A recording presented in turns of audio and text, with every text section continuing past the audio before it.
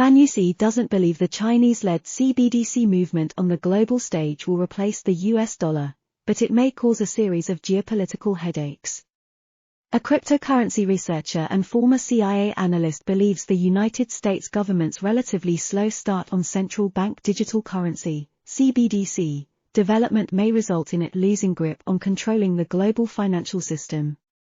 Yaya Fanusie, the policy head at the crypto advocacy group the Crypto Council for Innovation, explained in a February 28 Bloomberg interview that sanctioned states are looking to transact on financial infrastructure that isn't controlled or heavily influenced by the US in order to move funds more freely cross borders.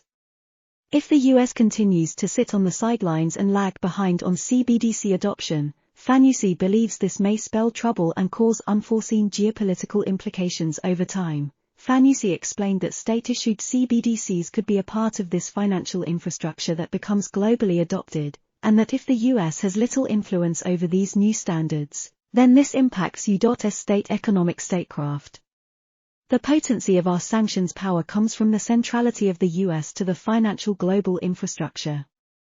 So if that shifts a little bit, it doesn't mean that China is going to take over or that the yuan is going to displace the dollar, but if there's a viable new rail where sanctioned actors can now transact, that's trouble. The US Federal Reserve has however recently made progress on its CBDC, the Digital Dollar Project, having released the latest version of its white paper on January 18. However, the Federal Reserve has not received approval from the US government to proceed with the CBDC project. Fanusie highlighted that China has benefited from a near first-mover advantage, having explored CBDCs since 2014 and launching the pilot version of its digital yuan, ECNY, on January 4, 2022, which Fanusie says has processed millions of transactions across millions of wallets so far.